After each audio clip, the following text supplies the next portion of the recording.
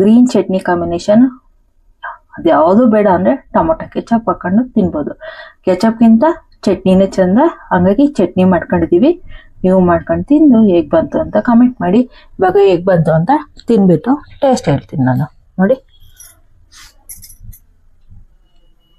ತಗೊಂಡಿದ್ದೀನಿ, ಚಟ್ನಿ ತಗೊಂತ ಇದ್ದೀನಿ.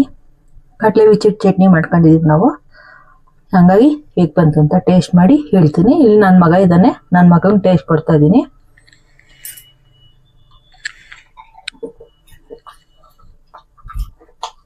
ನಾನು ಟೇಸ್ಟ್ ನೋಡ್ತಾ ಇದ್ದೀನಿ. ನಂಗೆ